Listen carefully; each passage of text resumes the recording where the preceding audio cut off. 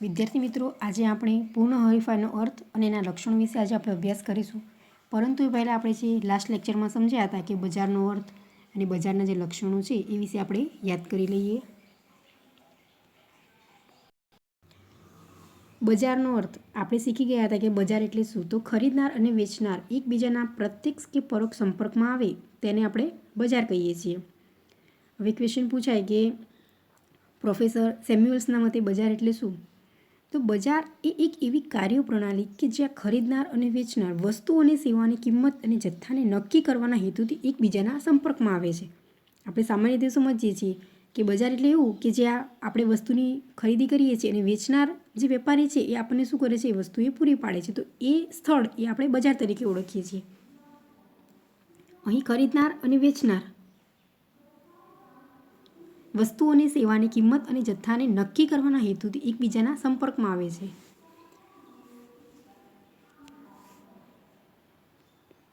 હવે આપણે જોઈએ કે જે બજારના લક્ષણો આપણે સમજી ગયા હતા કે બજારના લક્ષણો એ કુલ 5 છે. સૌપ્રથમ છે કે ખરીદનાર અને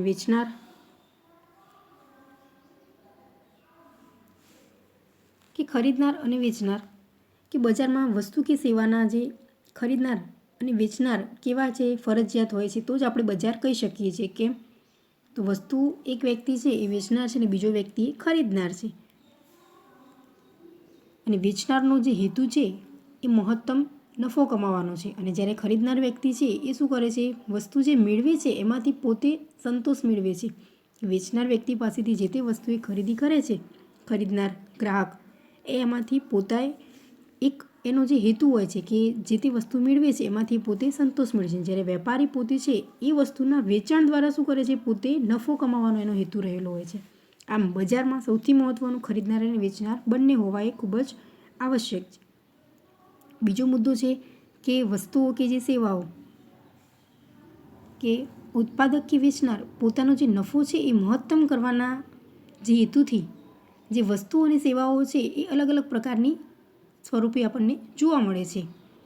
અને જ્યારે ખરીદનાર વસ્તુ કે સેવાઓના જે ઉપયોગ કરે છે પોતે અને એમાંથી પોતે શું કરે છે? સંતોષ મેળવે છે. આગળનો ત્રીજો મુદ્દો કે જે સંપર્ક. તો હવે બજાર એવું સ્થળ છે કે જ્યાં વસ્તુ છે એ ખરીદ વેચાણ આપણે કરવાના હેતુથી જ આપણે શું કરીએ છીએ? ત્યાં જઈએ છીએ. બે રીતે આપણે શું કરી શકીએ છીએ? સંપર્ક આપણે કરી શકીએ છીએ કે ટેલિફોન દ્વારા પણ કરી શકીએ છીએ અને ઓનલાઈન શોપિંગ. આપણે વસ્તુની ખરીદી કરવી છે તો આપણે વસ્તુ ટેલિફોન દ્વારા પણ શું કરી શકીએ છીએ? ઓર્ડર આપી શકીએ છીએ. અને બીજું છે કે ઓનલાઈન શોપિંગ. આપણે જાણીએ છીએ કે ઇન્ટરનેટના માધ્યમ દ્વારા હાલ વધુમાં વધુ ખરીદી આપણને જોવા મળે છે. સૌથી વધારે અલગ અલગ માધ્યમથી દરેક ગ્રાહક છે એ પોતે શું કરે? ખરીદી કરે છે. એટલે પોતે કોઈપણ સ્થળે જવાની જરૂર નથી અને તમને ઘરે બેઠા એ વસ્તુ સરળતાથી મળી શકે છે. હા, આપણે જે વસ્તુ જોઈએ છીએ જેટલામાં એની કેવી ગુણવત્તા, એની પ્રાઇસ આપણે દરેક વસ્તુ ચેક કરી શકીએ છીએ ઓનલાઈન. પછી આપણે શું કરીએ? ખરીદી માટે ઓર્ડર આપીએ છીએ. અને આપણને જો કોઈ પણ પ્રકારનો અસંતોષ જણાય કે વસ્તુ આપણને અયોગ્ય લાગે તો આપણે એને શું કરી શકીએ છીએ? અમુક જે સમય મર્યાદાની અંદર એને રિટર્ન પણ કરી શકીએ છીએ કે જેથી આપણને કેશબેક મળે અથવા તો નવી ફ્રેશ વસ્તુ પાછી મળી શકે છે. તો આમ આપણે જે તે વસ્તુની ખરીદી કરવી છે તો ઓનલાઈન પણ આપણે શોપિંગ કરી શકીએ છીએ. હવે આગળનો મુદ્દો ચોથો છે કે કિંમત. કે બજારમાં ચોક્કસ સમયે કોઈ એક વસ્તુ કે સેવાની કિંમત નક્કી થયેલી આપણને જોવા મળે છે. એટલે કે બજારમાં વસ્તુ કે જે સેવાની કિંમત છે એ માંગ અને તેના પુરવઠાના પરિબળ દ્વારા નક્કી કરવામાં આવે છે. અને પાંચમો મુદ્દો છે કે બજાર સ્થિતિ અંગેની જે જાણકારી, કે જે ગ્રાહકો છે અને જે વેચનાર વેપારી એ બજારની સંપૂર્ણ સ્થિતિ છે એની જાણકારી એમની પાસે હોય છે કે બજારમાં કેવું વાતાવરણ છે, વસ્તુ કેવી આપણે છે, ગ્રાહકો કેવી વસ્તુની માંગ કરે છે, એ દરેક વસ્તુ છે એ વેપારી પોતે શું કરે છે? જાણતા હોય છે અને ત્યાર પછી જ એ વસ્તુનું વેચાણ કરે છે. આમ બજારના લક્ષણો છે ખૂબ જ મહત્ત્વના છે. આ ક્વેશ્ચન ખૂબ જ મહત્ત્વનો છે, પૂછાય એક્ઝામમાં કે બજારનો અર્થ આપી તેના લક્ષણો સમજાવો. તો આ દરેક લક્ષણ છે એ સમજાવવાના રહેશે.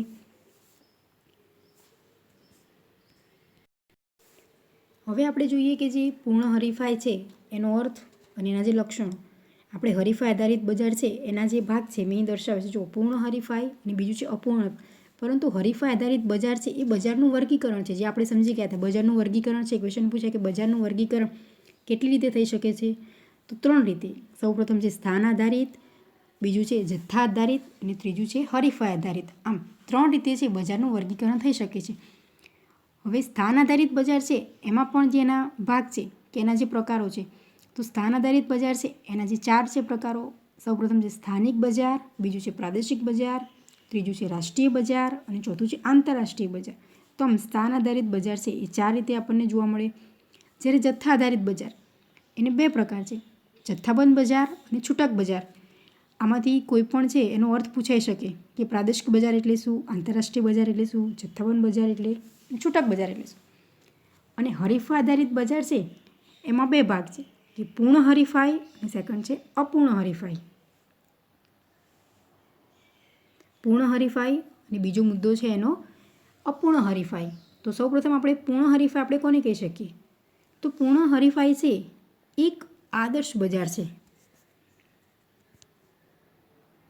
તે માત્ર એક સૈદ્ધાંતિક શક્યતા જ બની રહે છે. ખેતી ક્ષેત્ર છે એની આપણે વાત કરી શકીએ. અને પૂર્ણ હરીફાઈના લક્ષણો ભાગ્યે જ જોવા મળે છે. એટલે કે અર્થશાસ્ત્રમાં પૂર્ણ હરીફાઈવાળા બજારનો અભ્યાસ ખૂબ જ અગત્યનો ગણવામાં આવે છે. કેમ? તો આ અભ્યાસને આધારે બજારની મોટા ભાગની લાક્ષણિકતાઓ કે શરતોની જે પેઢીઓ છે એની વર્તણૂકને આપણે સમજી શકીએ છીએ. હવે પૂર્ણ આધાર આપણે જે પૂર્ણ હરીફાઈ કહી શકીએ છીએ, તો આપણે કોને કહી શકીએ પૂર્ણ હરીફાઈ? હવે અહીં વ્યાખ્યા આપેલી છે. કમ્પલસરી પૂછાય કે 2 વ્યાખ્યા છે એમાંથી આપણે કોઈ પણ લખી શકીએ પૂર્ણ હરીફાઈની. પરંતુ શ્રીમતી જોન રોબિન્સના મતે વ્યાખ્યા કહે કે પૂર્ણ હરીફાઈ એટલે શું, તો કમ્પલસરી આપણે આ જ વ્યાખ્યા લખવાની રહેશે કે પૂર્ણ હરીફાઈ એ ત્યાં જ અસ્તિત્વ ધરાવે છે કે જ્યાં ઉત્પાદકની ઉત્પાદિત વસ્તુની માંગ સંપૂર્ણ મૂલ્ય સાપેક્ષ હોય. પૂર્ણ હરીફાઈ શું દર્શાવે છે? કે જ્યાં ઉત્પાદકની ઉત્પાદિત જે વસ્તુ છે એની માંગ એ સંપૂર્ણ મૂલ્ય સાપેક્ષ હોય.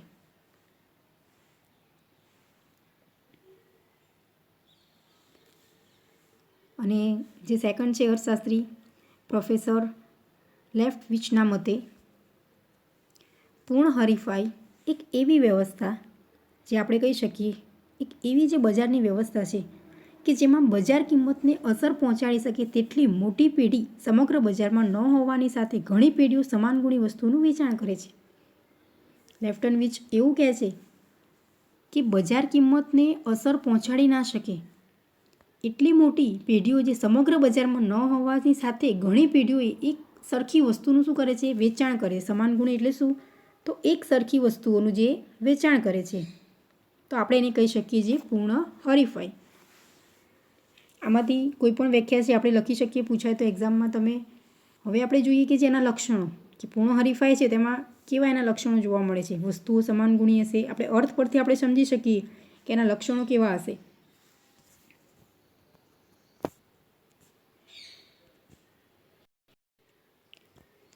પૂર્ણ હરીફાઈના લક્ષણો એ કુલ 6 છે. મેં અહીં દર્શાવ્યા છે. જુઓ તો સૌ પ્રથમ છે કે પૂર્ણ હરીફાઈના જે લક્ષણોમાં અસંખ્ય વેચનાર અને અસંખ્ય ખરીદનાર.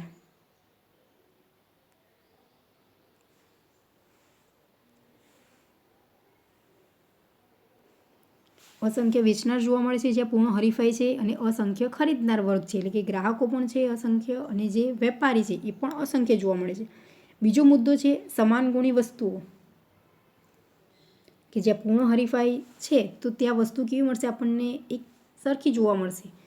ત્રીજો મુદ્દો છે કે પેઢીઓની મુક્ત અવરજવર, કે સરળતાથી પેઢી એ બજારમાં શું કરી શકે છે? પ્રવેશ પણ મેળવી શકે છે અને સરળતાથી એ પોતે બજારમાંથી એ પોતે નીકળી પણ શકે છે. આગળનો ચોથો મુદ્દો કે બજાર અંગેની જે સંપૂર્ણ જ્ઞાન એની પાસે શું હોય છે? માહિતી સંપૂર્ણ જોવા મળે છે. પાંચમો મુદ્દો ઉત્પાદનના સાધનો સંપૂર્ણ ગતિશીલ. અને છઠ્ઠો મુદ્દો વાહન વ્યવહાર ખર્ચનો અભાવ. આમ કુલ 6 મુદ્દા છે કે પૂર્ણ હરીફાઈના લક્ષણો. સૌપ્રથમ આપણને ક્વેશ્ચન પૂછાય કે પૂર્ણ હરીફાઈનો અર્થ સમજાવી તેના લક્ષણો જણાવો. તો આ દરેકે દરેક લક્ષણ છે તમારે સૌપ્રથમ દર્શાવવાના, ત્યારબાદ એને સમજાવવાના રહેશે. સૌપ્રથમ આપણે જોઈએ કે અસંખ્ય વેચનાર અને અસંખ્ય ખરીદનાર, કે જ્યાં પૂર્ણ હરીફાઈ છે તે આપણને ખરીદનાર પણ જોવા મળે છે અસંખ્ય, અને વેચનાર પણ જોવા મળે છે.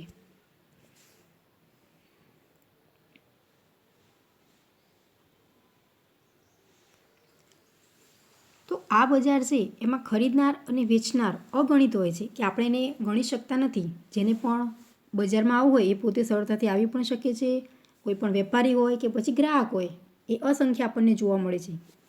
એટલે આપણે કહી શકીએ કે ખરીદનાર અને વેચનાર એ કેવા જોવા મળે છે આપણને? અગણિત.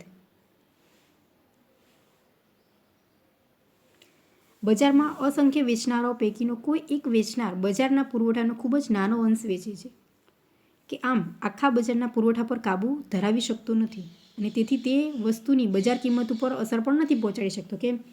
તો વેચનાર ઘણા બધા હોય છે એટલે કોઈ પણ વ્યક્તિ છે એ પોતે બજાર કિંમત છે એને કોઈ પણ રીતે અસર ના પહોંચાડી શકે.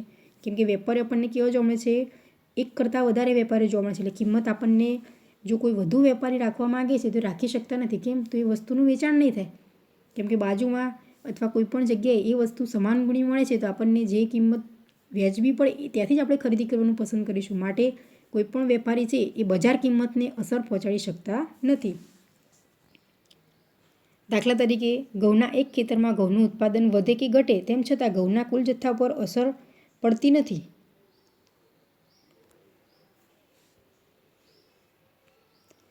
કે જે ઘઉંનું છે એક ખેતરમાં જે ઘઉંનું ઉત્પાદન છે એમાં ઉત્પાદનમાં વધારો થાય છે કે ઘટાડો થાય છે.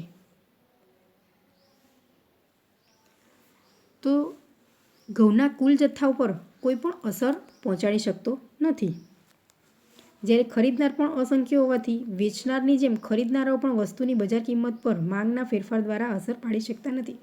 ખરીદનાર પણ કેવા જોવા મળે છે? આપણને અસંખ્ય જોવા મળે છે. એટલે એ પણ કોઈ પણ રીતે બજાર કિંમત છે એને જે માંગ જોવા મળે છે એને અસર કરી શકતા નથી.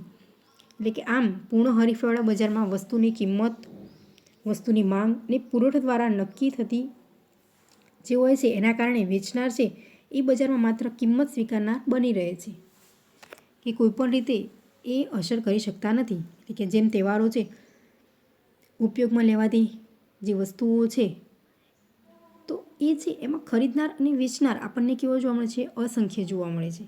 અને કોઈ પણ રીતે એ કિંમત અથવા તો માંગ છે એને અસર કરી શકતા નથી. એટલે કે આ બજારમાં વસ્તુની કિંમત છે એ સ્વતંત્રપણે બજારના પરિબળ છે એટલે કે માંગ અને પુરવઠા દ્વારા નક્કી થતી જોવા મળે છે. તો પૂર્ણ હરીફાળું બજાર એટલે કેવું બજાર? આપણે કહી શકીએ કે જે આ બજારમાં વસ્તુની કિંમત, વસ્તુની માંગ એ પુરવઠા દ્વારા નક્કી થતી હોવાને કારણે વેચનાર એ બજારમાં માત્ર કિંમત સ્વીકારનાર બની રહેશે. ફરીથી આપણે યાદ કરીએ કે પૂર્ણ હરીફાઈવાળું બજાર એટલે શું? તો જ્યાં વસ્તુની કિંમત છે, એની માંગ, એનો પુરવઠો એના દ્વારા નક્કી થતી હોવાના કારણે જે વેચનાર છે, જે વેપારી વેચનાર છે એ બજારમાં માત્ર શું કરશે? પોતે એ કિંમત સ્વીકારનાર બની શકે છે. એટલે કે જે કિંમત સર્વસ્વ નક્કી કરવામાં આવે છે એ જ વસ્તુથી વેચાણ કરશે. પોતે જાતે કિંમત નક્કી કરી શકતા નથી.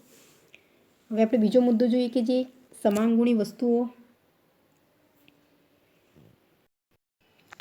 હવે આપણે બીજો મુદ્દો કે જે આ સમાન ગુણી વસ્તુઓ કે પૂર્ણ હરીફાળું બજાર છે તો એમાં જે વસ્તુ આપણને જોવા મળશે એ કેવી જોવા મળશે? એક સરખી સમાન ગુણી જોવા મળશે આપણને. તો જે વસ્તુઓ રૂપ, રંગ, ગંધ, કદ, સ્વાદ, આકાર, વજન, ગુણવત્તા વગેરે જેવી બાબતોમાં એક સરખી હોય તો આપણે એને કહી શકીએ કે સમાન ગુણી વસ્તુઓ. હવે ક્વેશ્ચન પૂછાય કે સમાન ગુણી વસ્તુઓ એટલે શું? તો સમાન ગુણી વસ્તુ આપણે કોને કહી શકીએ? કે વસ્તુઓ રૂપ, રંગ, ગંધ, જેનો સ્વાદ, એનું જે કદ, આકાર, વજન, ગુણવત્તા વગેરે જેવી બાબતોમાં શું જોવા મળે છે? આપણને એક સરખી એકરૂપતા જોવા મળે છે. તો એવી વસ્તુઓને આપણે કહી શકીએ કે સમાન ગુણી વસ્તુઓ.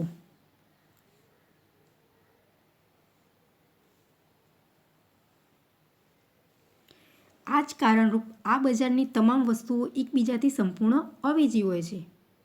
કે આ જ કારણથી આપણે શું કહી શકીએ કે આ બજાર છે એટલે કે પૂર્ણ હરીફાળું બજાર છે તો એમાં વસ્તુઓ કેવી જોવા મળશે? આપણને એકબીજાથી સંપૂર્ણ રીતે એ અવેજી જોવા મળે છે કે આપણે એક વસ્તુની જગ્યાએ બીજી વસ્તુ આપણે શું કરી શકીએ છીએ? વાપરી શકીએ છીએ. કેમ? તો એમાં એક સરખી સામ્યતા આપણને જોવા મળે છે. માટે આપણે વસ્તુ છે એનો ઉપયોગ કરી શકીએ છીએ. એટલે કે વસ્તુઓ બધી જ રીતે એક સરખી હોય છે, એમાં એકરૂપતા જોવા મળે છે. તો આપણે કહી શકીએ એને શું? કે સમરૂપ વસ્તુઓ. અને આપણે માટે જ એ વસ્તુનો ઉપયોગ એકબીજાની અવેજી છે એટલે સરળતાથી કરી શકીએ. તો આ બજારમાં જે વસ્તુઓ છે એ સમાન ગુણી હોય છે. એટલે કે વિવિધ ઉત્પાદકો કે વેચનાર પોતાની વસ્તુની જુદી જુદી કિંમત લઈ શકતા નથી. શા માટે જુદી જુદી કિંમત ના લઈ શકીએ કે વસ્તુ છે એ કેવી જોવા મળે છે આપણને એક સરખી, એમાં સામ્યતા જ આપણને જોવા મળે છે. માટે જે વેપારી છે એ પોતે જાતે વસ્તુની કિંમત છે એ વધારે લઈ શકતા નથી. સમાન ગુણી વસ્તુ છે માટે કોઈ પણ જે વેપારી છે, ઉત્પાદક છે, પોતે એ વસ્તુની અલગ અલગ કિંમત છે એ લઈ શકતા નથી. એટલે કે જ્યારે ખરીદનાર છે એ સમાન ગુણી વસ્તુ હોવાને લીધે તેમાં જે એક સરખી જોવા મળે છે સામ્યતા, એટલે કે જુદી જુદી કિંમત ચૂકવવા પોતે તૈયારી પણ ના દર્શાવે. કેમ કે વસ્તુ સરખી જ છે. માટે જો ગ્રાહક આપણે એમ કહી શકીએ કે આની કિંમત વધારે શા માટે, એવું ગ્રાહક ઓબ્જેક્શન પણ ઉઠાવી શકે છે. એટલે કે વધારે ચૂકવવા માટે પણ એ તૈયારી દર્શાવતા નથી. એટલે કે આમ આપણને બજારમાં જે વસ્તુની કિંમત છે એક સરખી જ જોવા મળશે. એટલે કે જ્યાં પૂર્ણ હરીફવાળું બજાર છે એમાં જે વસ્તુ એક સરખી છે, જે સમાન ગુણી હોય છે, માટે કિંમત પણ કેવી જોવા મળશે આપણને એક સરખી જ જોવા મળશે. એમાં જો આપણે વધુ કિંમત રાખીએ છીએ વસ્તુનું તો કોઈ પણ ગ્રાહક છે એ વસ્તુની ખરીદી કરતા નથી. હવે આપણે જોઈએ ત્રીજો મુદ્દો કે પેઢીઓની જે મુક્ત અવરજવર.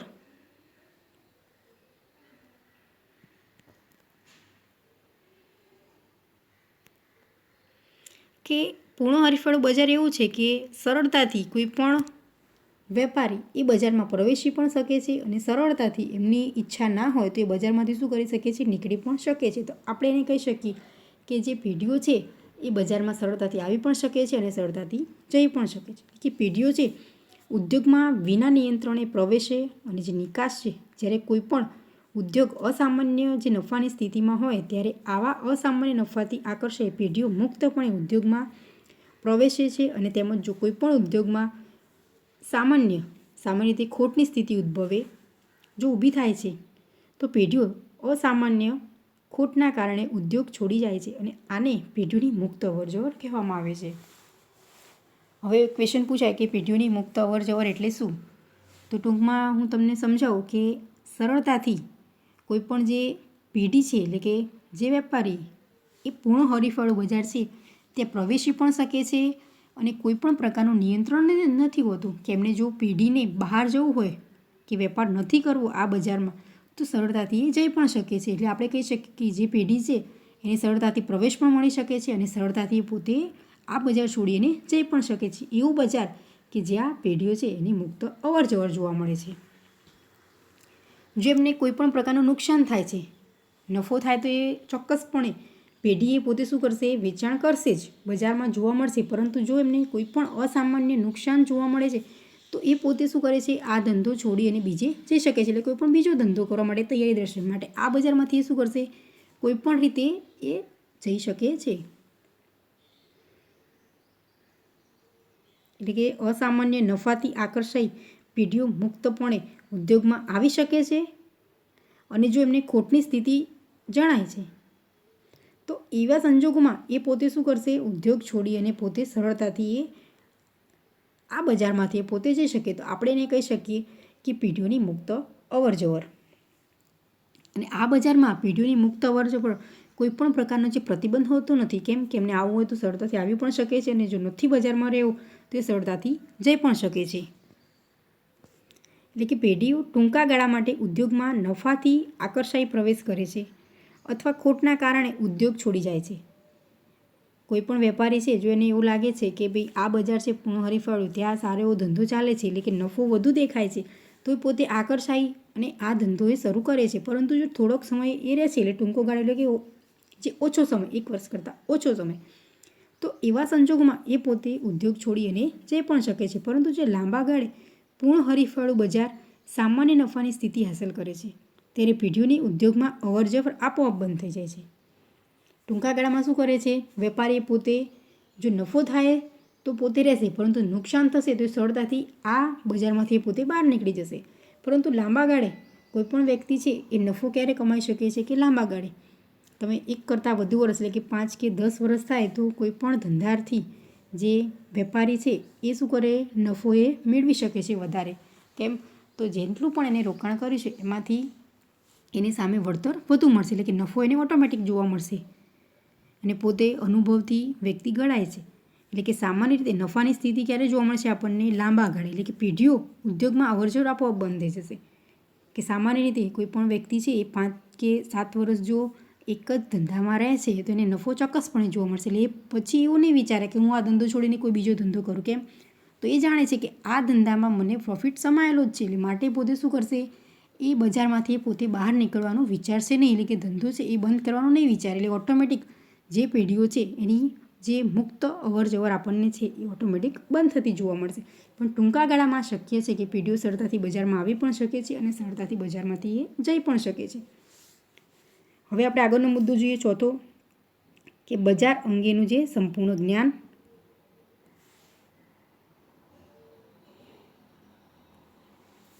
તો આ બજારમાં ઉત્પાદકો, વેચનારાઓ અને ખરીદનારાઓને બજાર અંગેનું એટલે કે વસ્તુની વર્તમાન કિંમત, વસ્તુની ઉપલબ્ધતા વગેરે વિશેનું સંપૂર્ણ જે જ્ઞાન હોય છે. કે આ બજાર કેવું છે? પૂર્ણ હરીફાઈવાળું, કે જ્યાં ઉત્પાદકો, વેચનારાઓ અને જે ખરીદનારાઓ બજારનું પૂર્ણ રીતે એ પોતે શું કરે છે? જ્ઞાન મેળવે છે. એટલે કે વસ્તુઓ છે એની વર્તમાન કિંમત, વસ્તુની ઉપલબ્ધતા એટલે કે વસ્તુ મળી રહેશે વગેરેનું શું કરે છે? સંપૂર્ણ એ જ્ઞાન મેળવે છે. તો પૂર્ણ હરીફવાળા બજારમાં ઉત્પાદક કે વેપારી અન્ય ઉત્પાદકો અને જે વેપારીઓ છે કઈ કિંમતે વસ્તુ વેચે છે, અવેજી કે પૂરક વસ્તુઓ કઈ ગુણવત્તાએ વેચે છે, આ બધું જ જોઈએ છે. કે એની દરેક વસ્તુનું જ્ઞાન એ વેપારી પાસે આપણને જોવા મળે છે અને ગ્રાહકો પાસે પણ હોય છે. એટલે કે જે પૂર્ણ હરીફવાળું બજાર છે એમાં જે ઉત્પાદક છે, જે વેપારીઓ અને જે વેપારીઓ વસ્તુનું કઈ કિંમતે વેચાણ કરે છે, એ વસ્તુ અવેજી કે પૂરક વસ્તુ છે એ કઈ ગુણવત્તાએ પોતે વેચે છે. એટલે કે સમાન ગુણી વસ્તુઓ ધરાવતા બજારમાં કોઈ એક જ ઉત્પાદક કે વેપારી વસ્તુની જુદી જુદી કિંમત લઈ શકે અને કિંમત ભેદભાવ સર્જવામાં અસમર્થ હોય તો આ બજારમાં કિંમત એક સરખી જ જોવા મળે. આપણે આગળનો મુદ્દો સમજી ગયા હતા કે પૂર્ણ હરીફાઈવાળા બજારમાં વસ્તુ કેવી હોય છે? આપણને સમાન ગુણી, કે એનો જે આકાર, એનું જે વજન, જે એનો સ્વાદ, એ બધી બાબતમાં કેવું જોવા મળે છે? આપણને સામ્યતા જોવા મળે છે. તો માટે આપણે કહી શકીએ કે એક સરખી વસ્તુ છે, સમાન ગુણી, કેવું બજારમાં? પૂર્ણ હરીફવાળા બજારમાં. તેમાં કિંમત કેવી હશે? એક સરખી જ જોવા મળશે. એની આપણે જે અલગ અલગ કિંમતે લઈ શકતા નથી. એટલે કે કિંમત ભેદભાવ સર્જવામાં અસમર્થ હોય છે. કિંમતમાં કોઈ પણ પ્રકારનો છે એ ભેદભાવ વેપારી લઈ શકતા નથી, અસમર્થ છે. હા, વસ્તુ આખી જ અલગ જો ડિફરન્ટ હોય તો એ પોતે કિંમત અલગ લઈ શકે છે, પણ જો એક સરખી વસ્તુ છે તેની કિંમત એ પોતે અલગ લઈ શકતા નથી. કે પૂર્ણ હરીફવાળું બજાર છે એમાં ખરીદનારાઓ પણ વસ્તુની કિંમત અને ગુણવત્તા વગેરે જેવી બાબતોથી સંપૂર્ણ માહિતગાર હોય છે. વેપારીઓ વસ્તુનું વેચાણ કરે છે પણ સામે જે ખરીદનાર વ્યક્તિ પણ છે એ પણ વસ્તુની કિંમત અને જે ગુણવત્તા છે એની ચકાસણી પોતે કરીને પછી જ વસ્તુની ખરીદી કરે છે. વેપારી વસ્તુનું વેચાણ કરવા માટે યોગ્ય રીતે નફો કમાવાના હેતુથી બજારમાં પ્રવેશે, જ્યારે ગ્રાહકો છે, ખરીદનાર વ્યક્તિ શું કરે છે કે એમને જેવી વસ્તુ જરૂરિયાત છે, જોઈએ છે, એમની ગુણવત્તા, એની પ્રાઇસ, એ દરેકે વસ્તુ ગ્રાહકો ચેક કરી અને પછી જે શું કરે છે વસ્તુ એ બજારમાંથી ખરીદી કરે છે. એટલે કે આમ ગ્રાહકો પણ અને વેપારી બંને શું કરે છે? સંપૂર્ણ માહિતી મેળવે છે કે વસ્તુ એ કેવી છે, એની ગુણવત્તા કેવી છે, એની કિંમત, પછી જ એ વસ્તુની ખરીદી કરે છે. એટલે કે સંપૂર્ણ માહિતી મેળવ્યા લીધા પછી જ વસ્તુ શું કરે? પરચેસ ગ્રાહકો કરે છે. જેના લીધે કોઈ એક ઉત્પાદક ખરીદનાર પાસેથી વધુ કિંમત લઈ શકતા નથી. કે કોઈ ઉત્પાદક છે એ ખરીદનાર વ્યક્તિ છે એટલે કે ગ્રાહક પાસેથી એ વધારે કિંમત લઈ શકતા નથી. કેમ? તો ગ્રાહક એ પોતે શું કરે છે? બજારની સંપૂર્ણ માહિતી મેળવી લે છે અને પછી જે વસ્તુનું ખરીદી કરવાનું પસંદ કરે છે. કે આ બજારની જે માંગ રેખા છે એ સંપૂર્ણ જે મૂલ્ય સાપેક્ષ બને છે. જે પૂર્ણ હરીફવાળું બજાર છે એની જે માંગ રેખા છે એ સંપૂર્ણ મૂલ્ય સાપેક્ષ બને છે. એટલે અહીં ખાસ એ ધ્યાનમાં રાખવાનું આપણે કે જે પૂર્ણ હરીફાઈવાળું બજાર છે તેમાં જે ખરીદનાર અને જે વેચનાર એ બંને શું કરે છે? સંપૂર્ણ રીતે માહિતી મેળવે છે અને પછી જે વસ્તુની ખરીદી કરે છે. કે જે વેપારી પણ છે અને જે ગ્રાહકો પણ છે. વેપારી બજારમાં ટકી રહેવા માટે વસ્તુ યોગ્ય ગુણવત્તાવાળી વેચાણ કરશે, જ્યારે ગ્રાહકો છે એ વસ્તુ છે એ પોતે ખરીદી એવી કરશે કે એમની પ્રાઇસ, એની ગુણવત્તા, એ દરેક વસ્તુ યોગ્ય છે પછી જે વસ્તુની પોતે ખરીદી કરશે. કે વધારે કિંમત છે એ ગ્રાહકો ચૂકવવા તૈયાર થતા નથી. હવે આપણે આગળનો મુદ્દો સમજીએ, પાંચમો, કે જે ઉત્પાદનના સાધનો એ સંપૂર્ણ ગતિશીલ જોવા મળે છે.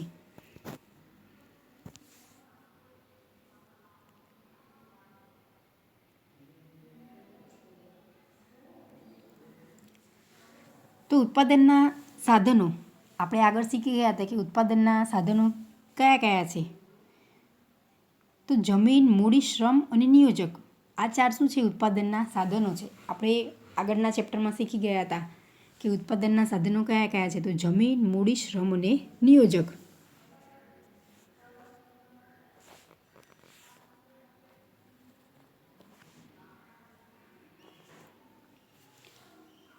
કે જમીન, મૂડી, શ્રમ અને નિયોજક આ શું છે? ઉત્પાદનના જે સાધનો જોવા મળે છે. અને એમાંથી વ્યક્તિએ પોતે શું કરે છે? કમાણી કરે છે. તો આપણે શીખ્યા તેમાંથી તો જમીનમાંથી શું મળે છે? શ્રમમાંથી શું મળે? મૂડીમાંથી અને નિયોજકમાંથી. તો જે જમીન છે એટલે આપણે એને કહી શકીએ કે જે ભૂમિ, તો એમાંથી જે વળતર સ્વરૂપે શું મળશે એમને? કોઈ પણ વેપારી છે તો જે જમીનમાંથી એ પોતે શું કરે છે? ભાડું મેળવે છે. કે જો આપણી પાસે વધારાની જમીન છે તો આપણે કોઈને કોઈ ધંધો કરવા માટે આપીએ છીએ તો એ વ્યક્તિ આપણને શું આપશે? એ જમીનના બદલામાં એ ભાડું ચૂકવશે. એવી જ રીતે આપણે જોઈએ કે જે મૂડી, તો મૂડી છે તો મૂડી એમાંથી આપણને વ્યાજ મળશે. આપણી પાસે જો આવક છે સારી તો આપણે કોઈને ધિરાણ કરીશું તો એ ધિરાણના બદલામાં આપણને એ વ્યક્તિ શું કરશે? એ વળતર સ્વરૂપે વ્યાજ આપશે. અને શ્રમ, તો શ્રમ છે તો શ્રમમાંથી જે આપણે ચૂકવવું પડે છે વળતર સ્વરૂપે વેતન. કે કોઈ પણ વ્યક્તિ છે જો કામ કરે છે તો એના બદલામાં એને શું મળે છે? વળતર સ્વરૂપે આવક મેળવે છે, એટલે કે વેતન મેળવે છે. અને સૌથી છેલ્લે નિયોજક. નિયોજક એટલે શું? કે જે વ્યક્તિ પોતે આખું જ ધંધાના જે નિર્ણયો લે છે તો એને વળતર સ્વરૂપે મળશે નફો. આપણે કહી શકીએ કે જે વ્યક્તિ બધું જ કામ કરે છે, ધંધાનું આખું સંચાલન કરે છે અને એ વ્યક્તિ એને વેતન સ્વરૂપે આવક મળે છે તો શું થશે? નફો. એને વ્યાજ નહીં મળે કે નહીં ભાડું મળે, પરંતુ શું મળશે? એને નફો મળશે. તો આમ જે ઉત્પાદનના સાધનો છે જમીન, મૂડી, શ્રમ અને નિયોજક, તો એમાંથી વળતર સ્વરૂપે અલગ અલગ વસ્તુ મળે છે. તો આ ઉત્પાદનના સાધનો છે સંપૂર્ણ ગતિશીલ જોવા મળે છે. અને આ ઉત્પાદનના સાધનો છે એ ભૌગોલિક, વ્યવસાયિક અને ઉપયોગની દ્રષ્ટિએ સંપૂર્ણ ગતિશીલ હોય છે. જે ઉત્પાદનના સાધનો છે એ શું જોવા મળે છે? કે જે ભૌગોલિક, વ્યવસાયિક અને જે ઉપયોગની દ્રષ્ટિએ એ કેવા હોય છે? સંપૂર્ણ રીતે ગતિશીલ જોવા મળે છે. અને પૂર્ણ હરીફાઈવાળું બજાર છે તેમાં વસ્તુની કિંમત એક સરખી હોય છે, કે અલગ અલગ કિંમત આપણને જોવા નથી મળતી આ બજારમાં. એ આપણે આગળ જ જોઈ ગયા કે પૂર્ણ હરીફાઈવાળું બજાર છે તેમાં સમાન ગુણી વસ્તુ છે, માટે વસ્તુની કિંમત કેવી હશે? એક સરખી જ જોવા મળશે. એમાં અલગ અલગ કિંમત છે એ વેપારી લઈ શકતા નથી. એટલે કે તેવી જ રીતે ઉત્પાદનના સાધનોની કિંમત એક સરખી જ છે, કેમ કે ઉત્પાદનના સાધનો સંપૂર્ણ ગતિશીલ હોય છે. તેઓ ઓછા વળતરથી વધુ વળતર તરફ સ્થળાંતર પામે છે. શરૂઆતમાં ઓછું વળતર છે, પછી શું કરે છે? વધુ વળતર મેળવવા માટે સ્થળાંતર કરે છે. એટલે કે વારંવાર થતા સ્થળાંતર ટાળવા પેઢીઓ એક સમાન વળતર આપવાની ફરજ પાડે છે. એટલે કે આમ જો વારંવાર એ સ્થળાંતર કરે છે તો એને ટાળવા માટે પેઢીઓ શું કરે છે? એક સમાન વળતર આપવાની ફરજ પાડે છે. એટલે કે પૂર્ણ હરીફાઈવાળું બજાર છે એમાં વસ્તુની કિંમત કેવી જોવા મળશે? એક સરખી જ જોવા મળશે.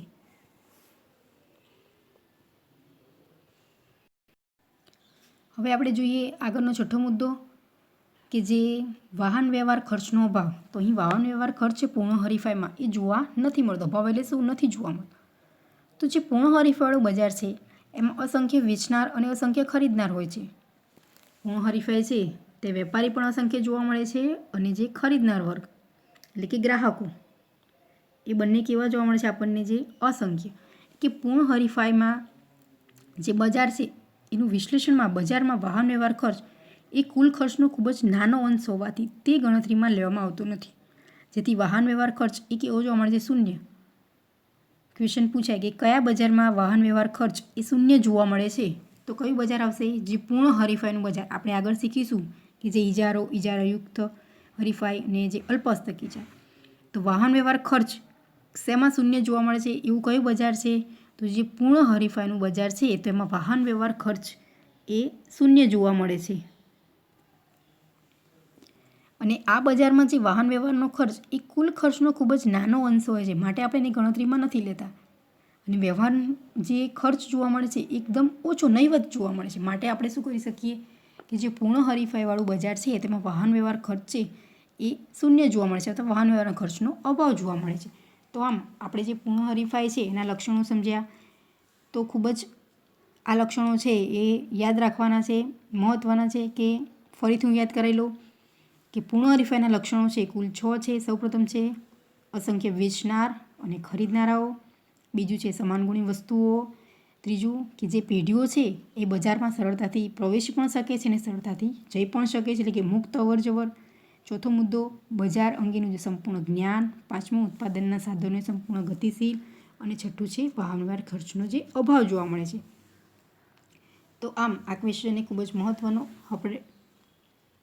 હવે આપણે નેક્સ્ટ લેક્ચરમાં સમજીશું જે ઇજારો, એના લક્ષણો, ઇજારાનો અર્થ અને એના લક્ષણો વિશે.